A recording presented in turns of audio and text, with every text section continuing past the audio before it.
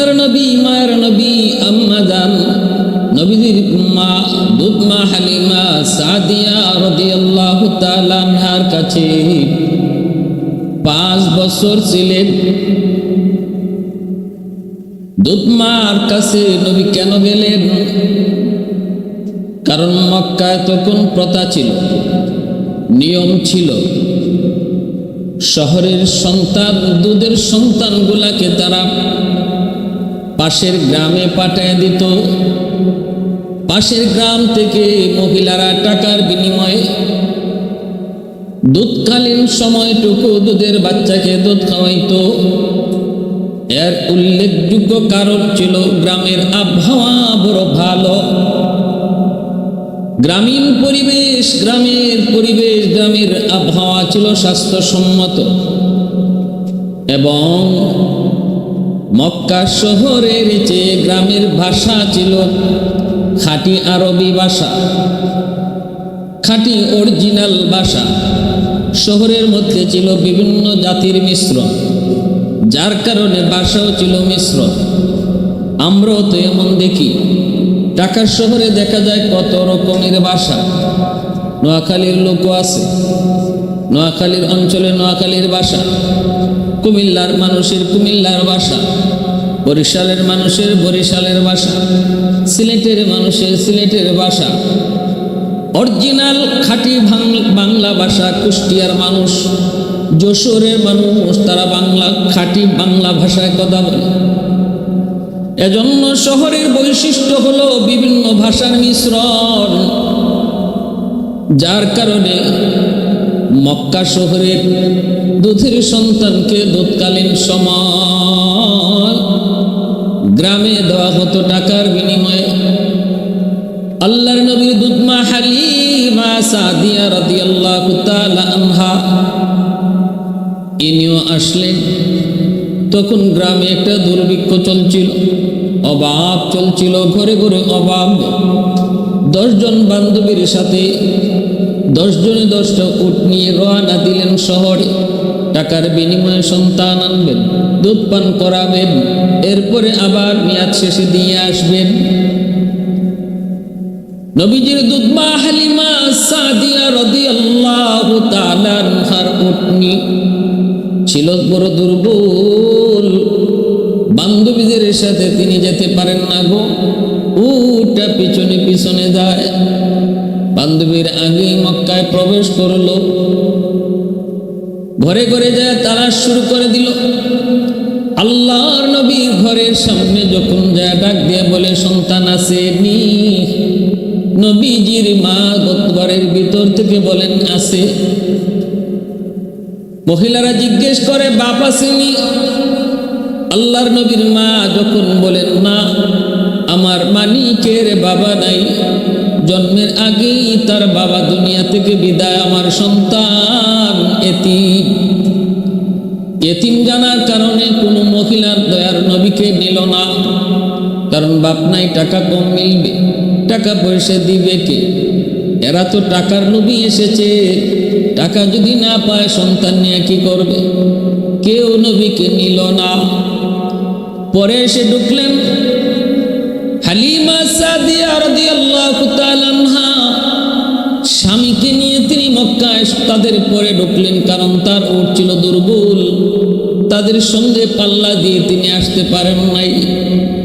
বান্ধবীর আগেই তারা যেখান থেকে নেওয়ার তারা নিয়ে নিল, রইলেন শুধু আল্লাহর নবী। কারণ নবী এতিম হওয়ার কারণে তার বান্ধবীরা নবীকে নিল না। হালিমা সাদিয়া দরজার সামন থেকে ডাক দিয়া বলেন, সন্তান আসেনি গো?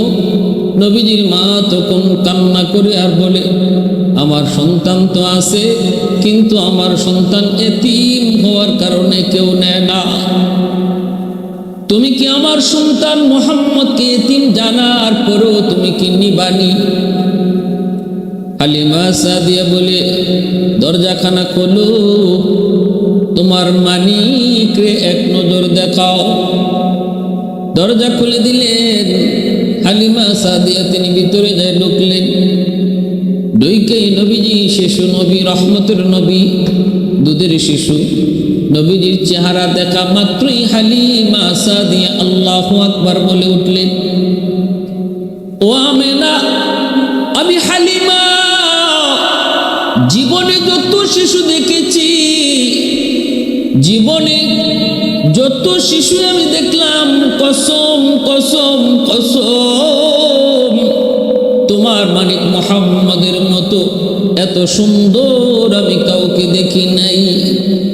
নবীজির মা আমেনা তখন বলেন, তুমি কেমন করে দেখবা? তুমি তো থাকো গ্রামে, আমি থাকি শহরে। শহরে বিভিন্ন দেশের মানুষজন মক্কায় আসে কাবা তওয়াফ করার জন্য।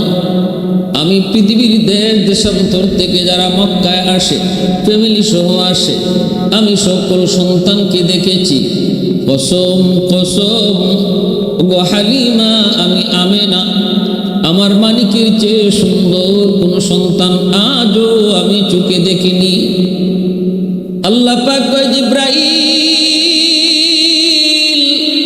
আমার বন্ধুর সুন্দরের প্রশংসা চলছে, তুমি একটু কও। জিব্রাইল কয়, মালিক আমেনা কেমন করে দেখবে, হালিমা কেমন করে দেখবে? আমি জিব্রাইল পৃথিবীর উত্তর থেকে দক্ষিণ, পূর্ব থেকে পশ্চিম আমি ঘুরেছি গো, কোথাও আপনার বন্ধুর চেয়ে সুন্দর অথবা বন্ধুর মতো সুন্দর আরেকজন আমি পৃথিবীর কোথাও দেখি নাই।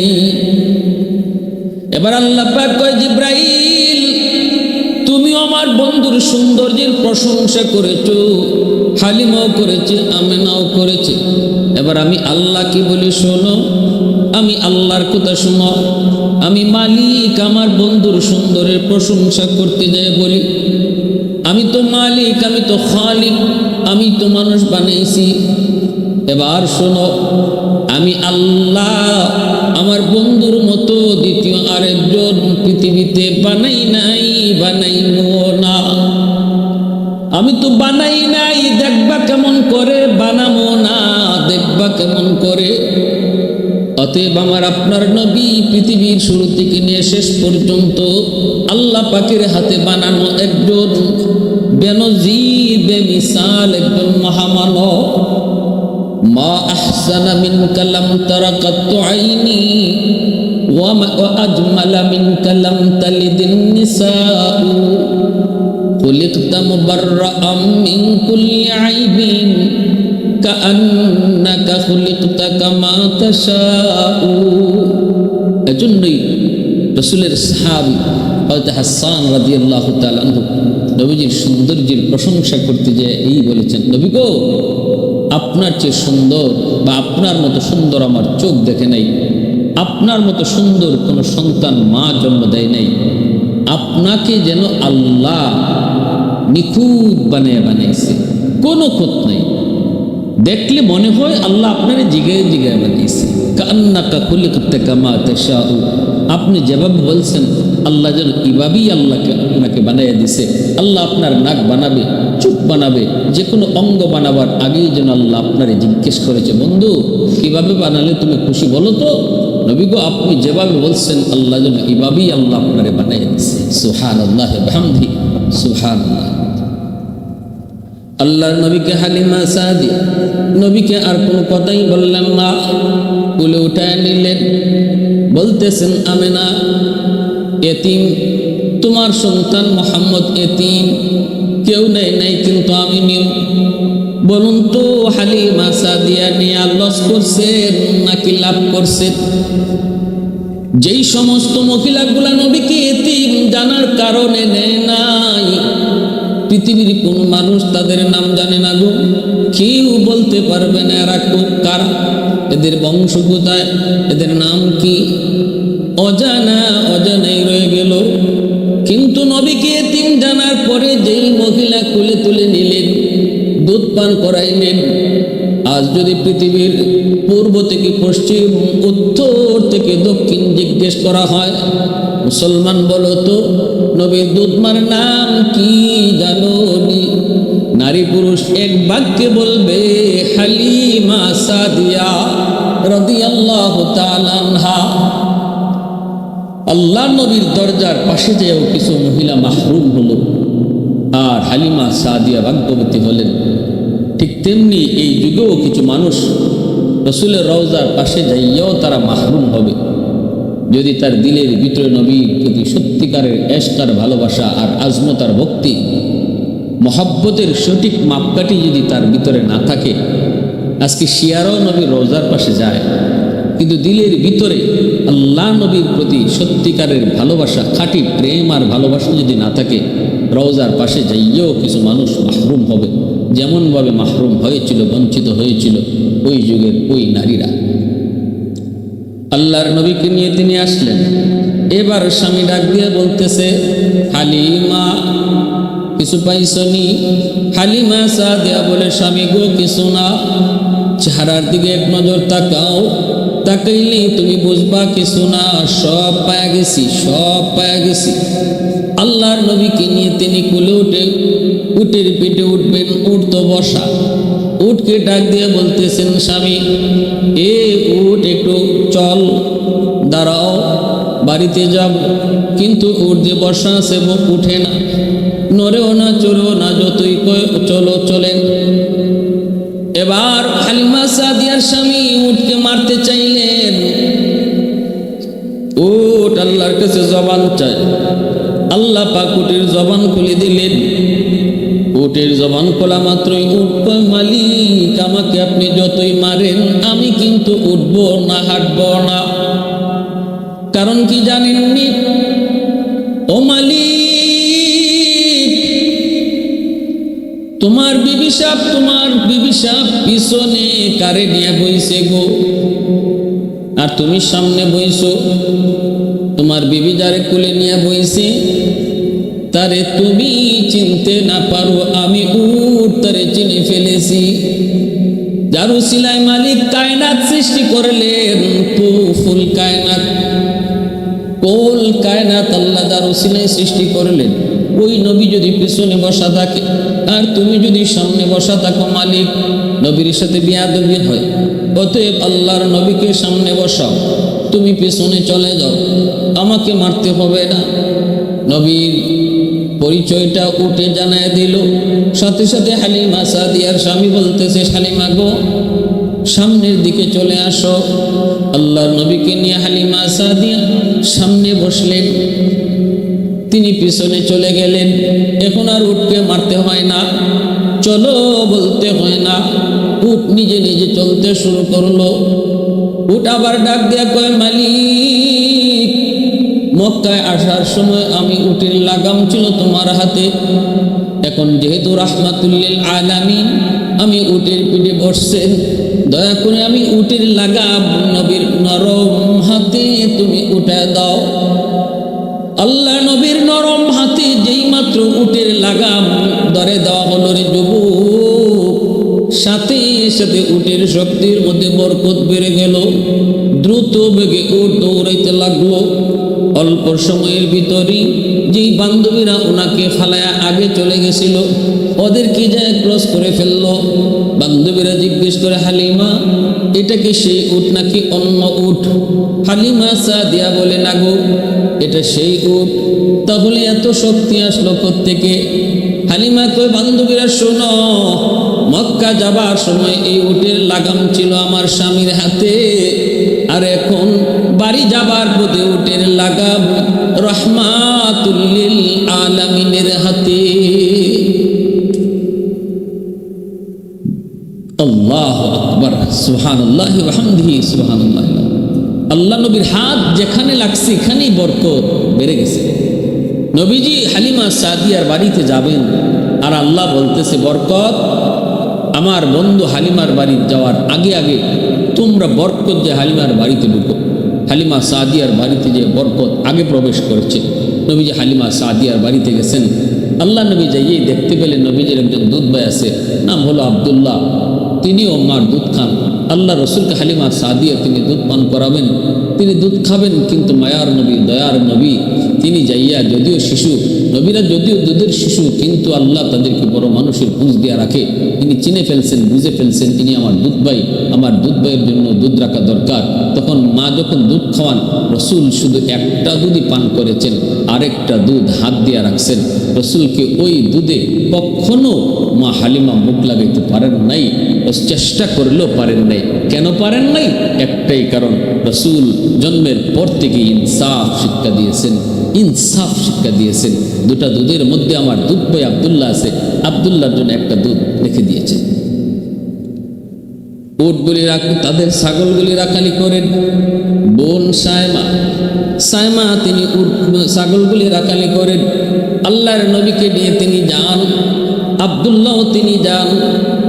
এইভাবে উঠেন, ছাগলগুলি তারা রাখালি করেন। রাখালি অল্প দিনের ভিতরে তাদের ছাগলের পারের চেহারা বড় সুন্দর, এত নাদুস নদুস হয়ে গেল। আশেপাশের মানুষজন তারা অবাক হয়, ঘটনা কি? আমাদের ছাগলগুলি তোরা কই রাখো? হালিমারা ছাগলে তো পেট ভরে খায় কেমনে? ঘাস পায় কোথায়? যেই মাঠে ওর ছাগলগুলা রাখো ওখানে তোমরা রাখো।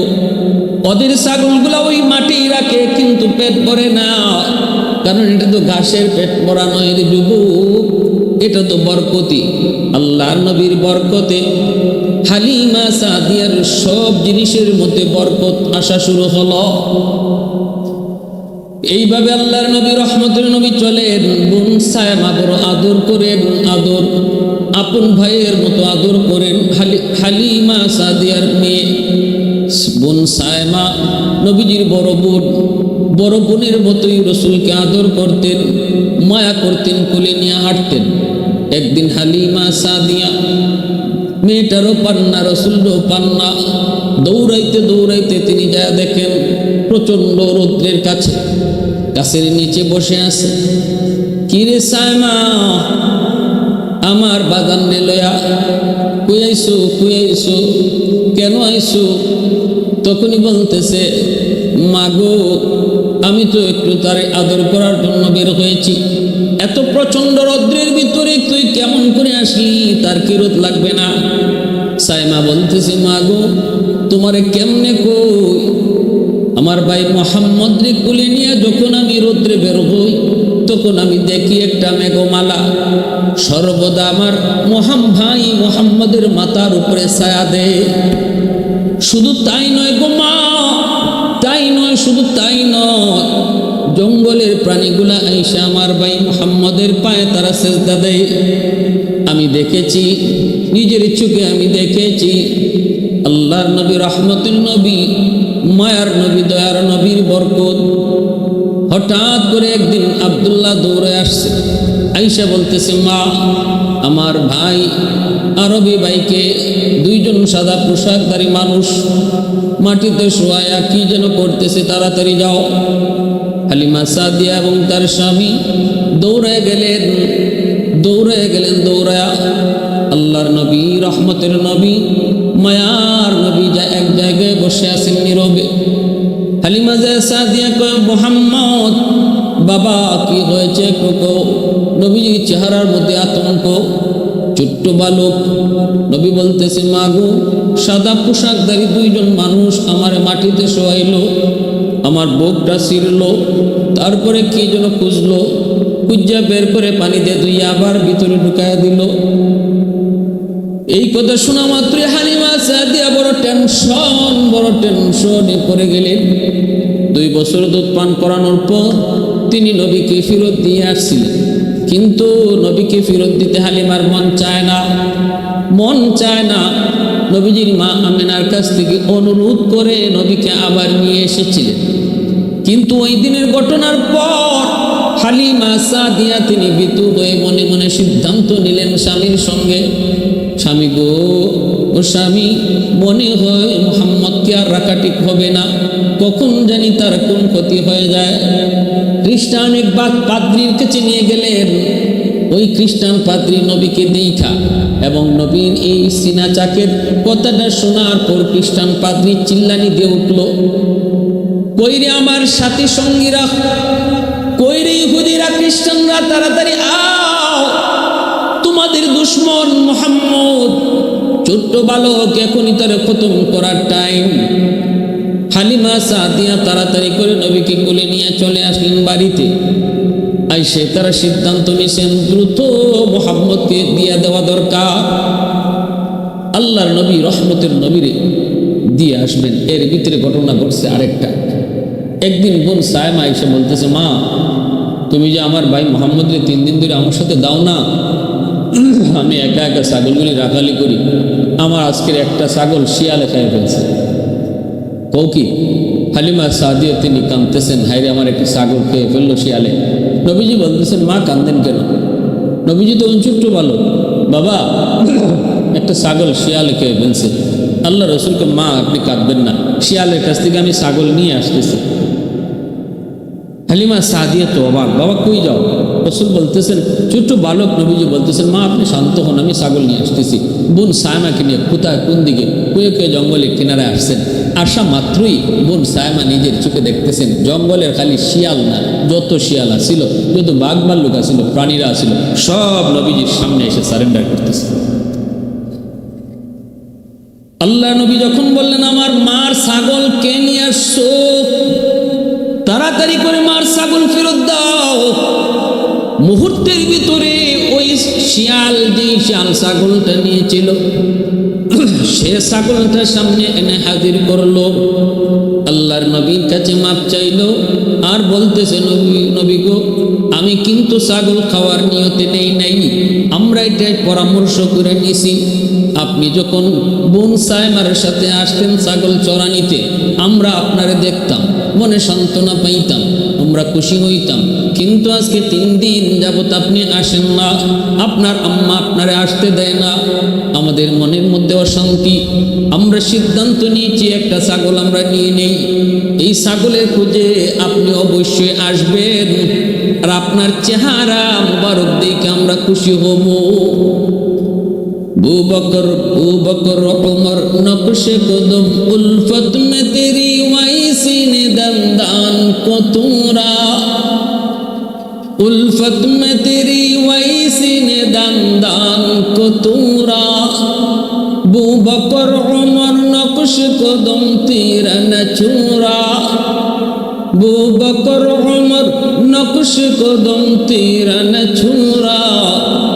शाक नबी वाकियस रारे मदीना, सुल्तान का सुल्तान है सुल्तान मदीना, सरकार का सरकार है सरकार मदीना, गुलजार का गुलजार है गुलजार मदीना। আল্লাহর নবী এই দৃশ্য দেখলেন। তারপরে নবীজির সিনা চাকের পর মা ভয় পেয়ে রসুলকে আবার ফেরত দিয়া গেলেন, মার কাছে ফেরত দিয়া দিলেন।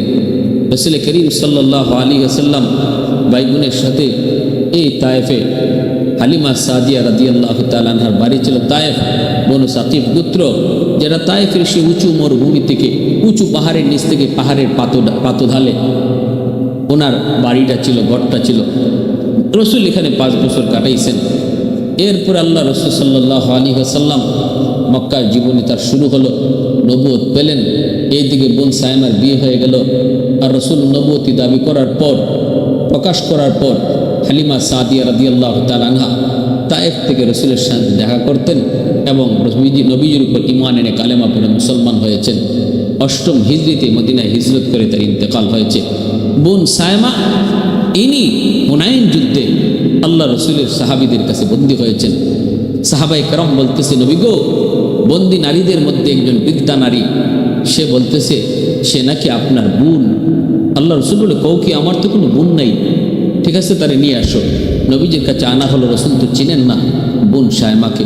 আল্লাহ রসুল বলেন, বোন আপনি কে আপনি পরিচয় দেন। তিনি তো রসুলের কাছে বন্দী। তখন বোন সায়মা বলতেছে, ভাই মোহাম্মদ, মনে পড়ে কি সেদিনের কথা, যেদিন আপনি আমার মা হালিমা সাদিয়ার কাছে ছিলেন, আর আমি আপনাকে কুলে করে করে আদর করে করে বড় করতাম, আপনাকে নিয়ে খেলতাম, গোসল করাইতাম, আপনারে খাওয়াইতাম। একদিন আপনি খেলার বসে আমার পিঠে আপনি কামড় দিয়েছিলেন, মনে পড়ে সেদিনের কথা? এই যে দেখেন আমার পিঠের দাগ। আল্লাহ রসুলের সাথে সাথে সেই স্মৃতি মনে পড়ে গেল। নবীজি বোনের কাছে বসলেন, আল্লাহ রসুলের চোখ দিয়ে দরদর করে পানি পড়ে। ভাই বোনের একান্তের সময় কাটলো। আল্লাহ রসুল বোনকে আজাদ করলেন, বোনকে বন্দি দশা থেকে মুক্তি দিলেন এবং বোন ওনার গোত্রীয় যারা বন্দী হয়েছিল সবাইকে মুক্ত দেওয়ার সুপারিশ করলেন। আর আল্লাহ রসুল সাহাবায়ে কেরামের সাথে পরামর্শ ছাড়াই এই গোত্রের সকল বন্দীকে বোনের সুপারিশে মুক্তি দিয়েছিলেন। রসুল করিম সাল্লাল্লাহু আলাইহি ওয়াসাল্লাম ওনার এই আদরি বোন ছিল সায়মা আর হালিমা সাদিয়া রাদিয়াল্লাহু তাআলা আনহা। নবীজি এই দুধমাতা মহিয়সী নারী আল্লাহর নবী, তিনি ৮ম হিজরিতে ইন্তেকাল করেন। এখনও মানুষ তায়েফে যায়, হালিমা সাদিয়ার বাড়ি দেখে। হালিমা সাদিয়ার বাড়ির পাশে আর কোনো বাড়ি এখন নাই, এখান থেকে বনু সাকিফের লোকরা চলে গেছে। এই জায়গায় গেলে পরে দেখবেন কিছু জায়গা কাঁটাতার দিয়ে বেড়া দেওয়া। এই কাঁটাতারের বেড়ার জায়গাটাতে রসুল খেলাধুলা করতেন, এই জায়গাটা বেড়া দিয়ে রাখা হয়েছে। আরেকটা গাছ, এই গাছের নিচে একটা জায়নামাজ বিছানো, অনেকে এখানে যায় নামাজ পড়ে। এই গাছটার নিচেই রসুলের সিনা চাক হয়েছিল, ওখানে যায় মানুষ বরকতান দুরাকাত নামাজ পড়ে। অসংখ্য অগণিত আকবরতের মানুষ বরকত নেওয়ার জন্য সেখানে যায়। প্যার হাদিরিন, এই হলো আমার রসুল, মায়ার নবী, দয়ার নবীর শিশুকালের 5 বৎসর তায়েফের মাটিতে কাটানো।